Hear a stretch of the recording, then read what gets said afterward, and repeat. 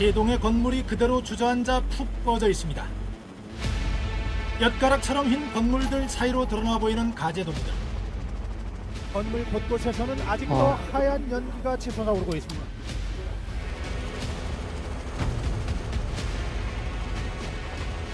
무너진 건물 사이사이로 깔려있는 사람들의 모습.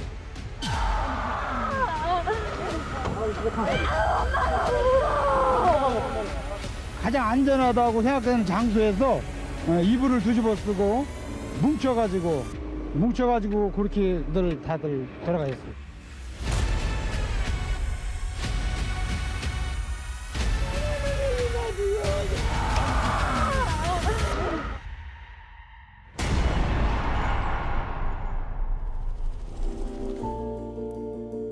무너진 우암 아파트에서 기적적으로 살아나온 어린 남매가 있었어요.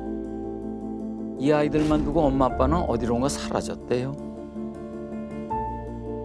세월이 흘러 성인이 된 아들은 지금까지도 풀리지 않는 의문이 있답니다. 어떤 사연인지 만나볼까요?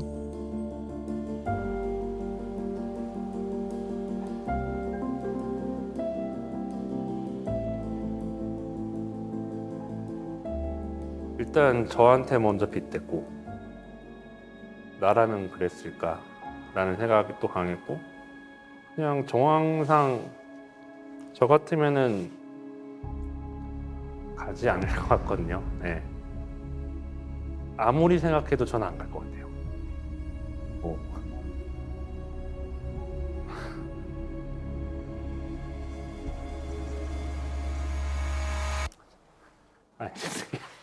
아니, 이 얘기만 꺼내면 제가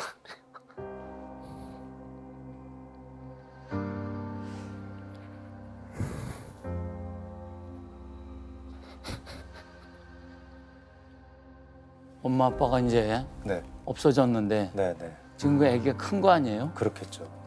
감정이 계속 북받치시는 것 같은데.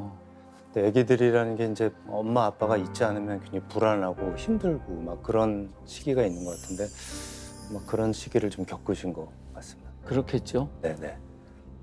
지금부터 그 순간으로 가보겠습니다. 30년 전인 1993년 1월, 몹시도 추웠던 어느 겨울밤입니다. 당시 준호는 8살. 8살 준호의 첫 번째 기억입니다.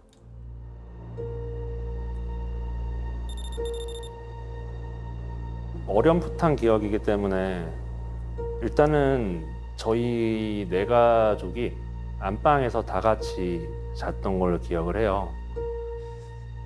처음 생각나는 건 안방이에요.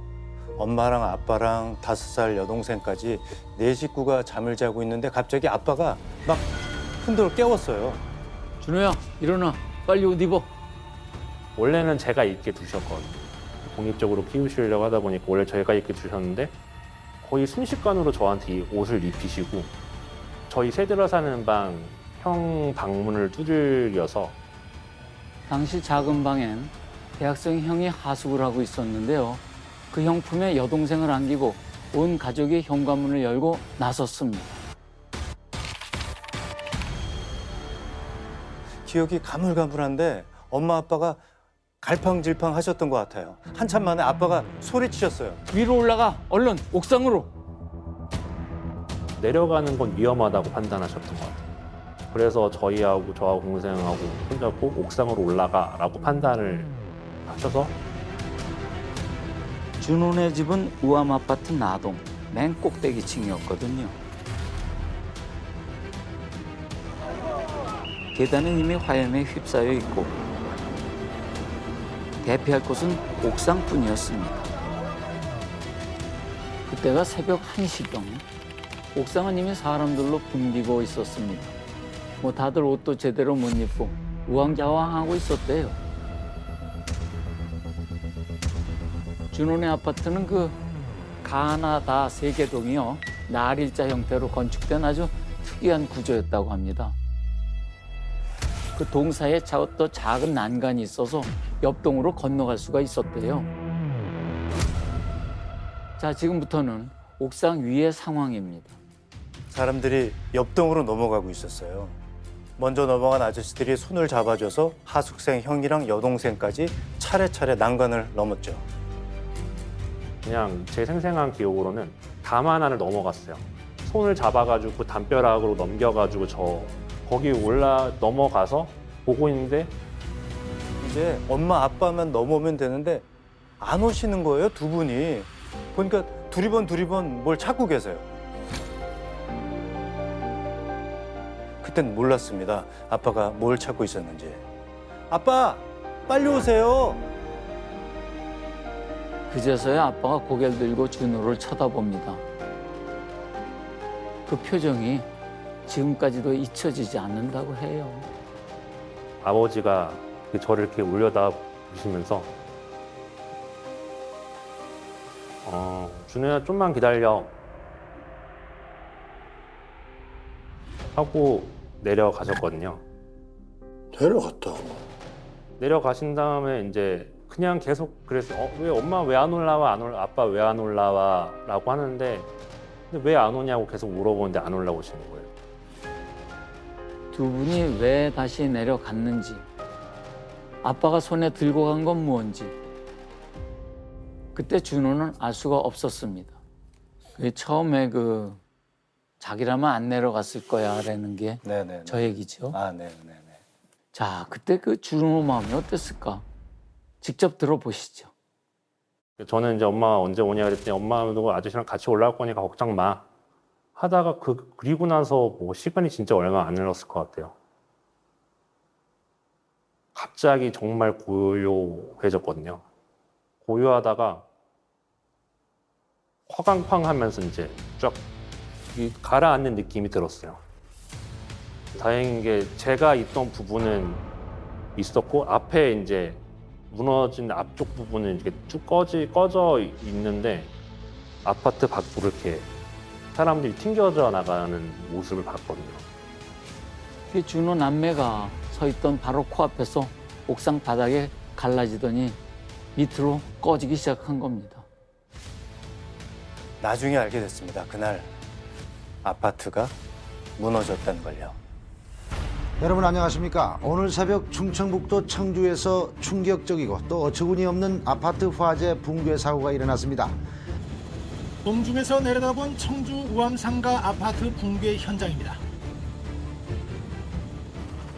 마치 엄청난 폭격을 당한 전장의 폐허와 전혀 다르지 않습니다.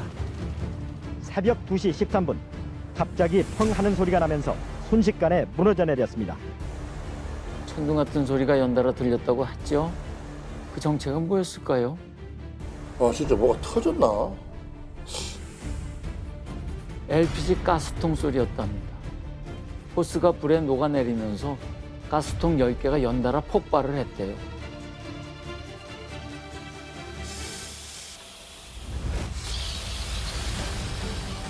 열 개나. 아 근데 네. 가스통이 폭발했다고 건물이 무너지나? 아니, 그래서 이제 화재가 나서 가스통이 터질 수는 있는데 그 가스통 때문에 5층짜리 아파트가 무너졌다는 거는 사실 좀 상식적으로 이해는 안 되는 것 같아요. 그러니까 저 우암 아파트가 특별히 뭐가 좀 잘못된 부분이 있는 게 아닌가 그런 생각이 좀 그럴 들기도 수밖에 없네. 네네네. 나중에 밝혀진 일입니다만 아주 부실한 아파트였답니다. 기둥도 골조도 부족했고요. 콘크리트에 시멘트는 없이 자갈만 가득한 모습이 확연합니다. 이런 곳이 한두 곳이 아닙니다. 아래층과 위층을 연결해주는 철근 기둥 자체가 서로 이어지지 않고 층마다 끊겨 있습니다. 이런 아파트를 대체 누가 만든 거죠? 어처구니 없게도 건설업자 4명은 면허도 없이 건설업 면허를 빌려 이 건물을 지었던 것으로 경찰 조사 결과 확인됐습니다.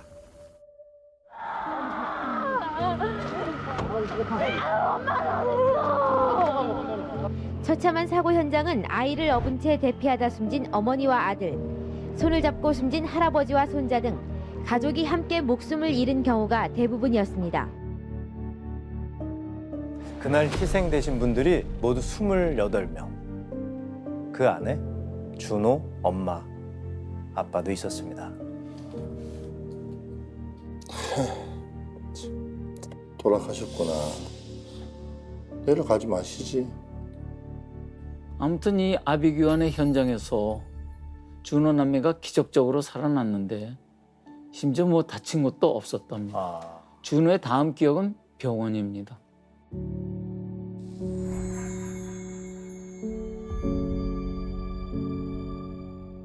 이제 한 사람 한 사람씩 내렸고 그리고 바로 그냥 병원으로 갔어요. 병원으로 가서 지금 생각해도 마음이 좀 복잡해요. 너무 어려서 그랬겠죠. 병원 침대에 누워 있었는데 너무 신기해서 동생이랑 웃었던 기억이 납니다.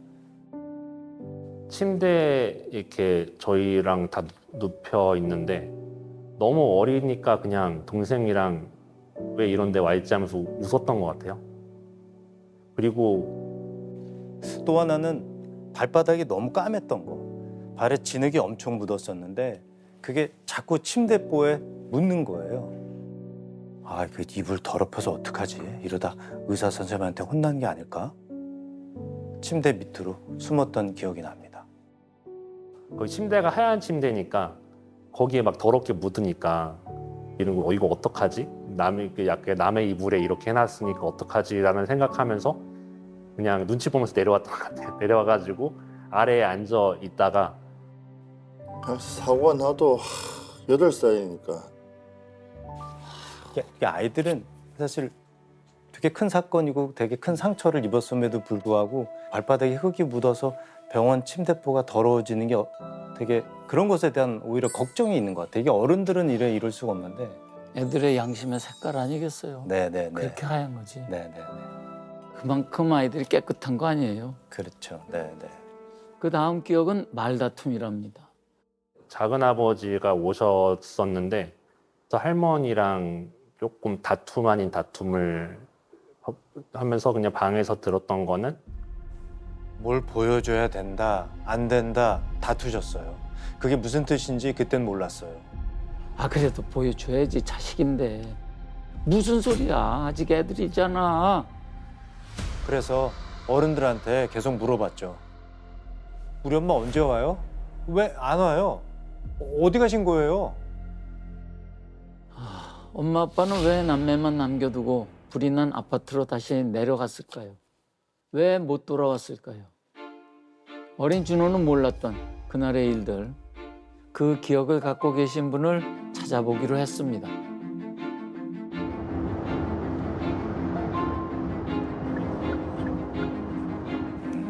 청주.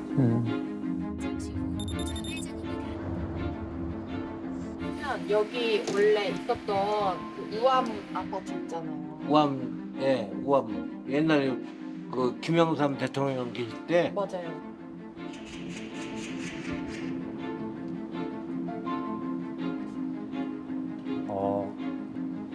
저 새로 지은 새로운 거겠지. 아파트인 건데. 계세요? 뭐 여쭤볼 게 좀 있어가지고 여기 이리 와보세요. 여기 그때 그 건물 이 건물 무너졌을 때 계신 분도 여기 계시고 아, 이리 진짜요? 와보세요. 아직도 계시구나. 많이 놀라셨겠다. 놀래가지고 보일러실에도 못 들어가지. 놀라셔. 이제? 아니 그때 당시에 지금은 저기 아주 트라우마가 있어. 가스불도 못 켰었어 무서워가지고.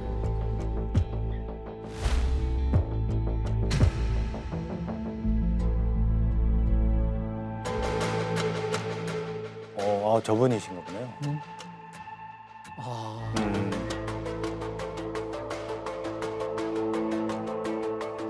지금 이렇게 세상에. 아이고 아빠하고 똑같으네. 준 아빠네. 얘 보니까 되면 준 아빠 생각나네. 기억을 하시네. 아유, 아빠 닮아갖고 아유 세상에. 아유 얘들아 엄마 없이 어디 컸을까. 엄마 보고 싶어서 어디 컸을까. 아유 쟤들 생각하면 자꾸 눈물이 나죠.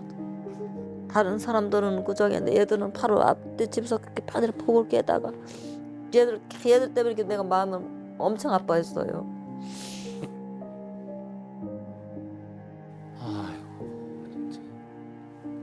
그 아주머니가 그냥 연세는 좀 드셨지만 네네네네. 준호 그 남매를 아직도 기억을 하고 계신가 봐요. 글쎄 그죠. 네네. 아 근데 그런 귀한 아이들을 남겨두고 엄마 아빠는 왜 불이 난 건물로 다시 내려갔을까요? 윤종순 씨 얘기를 들어볼게요. 그 짝에 문 두들면서 막 그저기도 했어요. 준호 아빠가.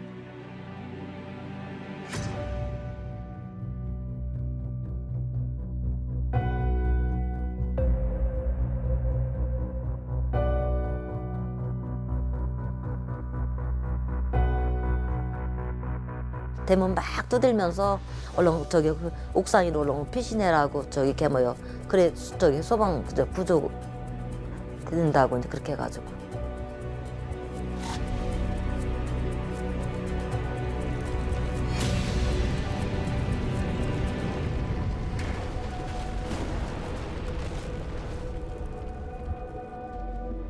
이게 아버지가 무너지시니까 천장을 이렇게 받치고 계셨나 봐요.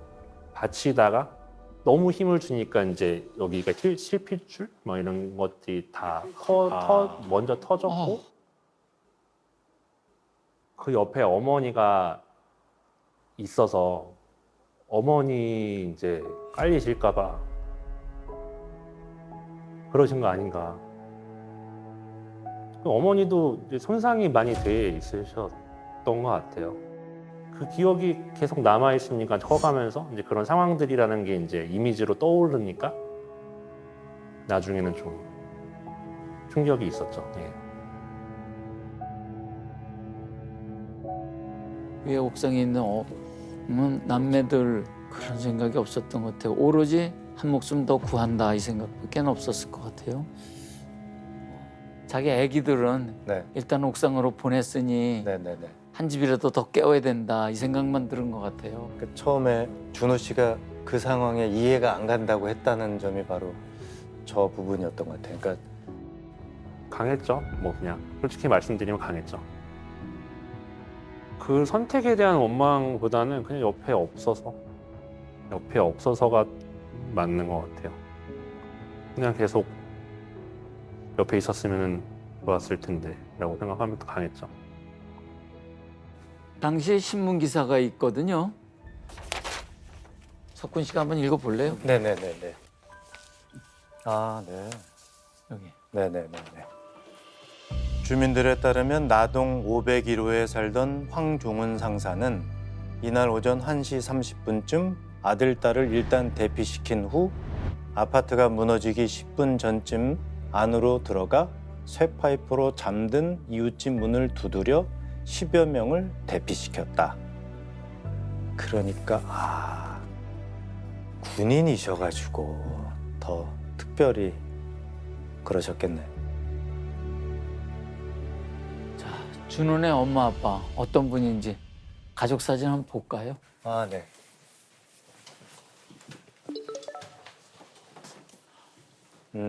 야, 이게 아버지시고, 이게 엄마 아빠겠지. 네네. 이게 이게 준호, 준호고. 네네네네. 아니 그 아주머니가 아빠 닮았다고 하더니 그러네요.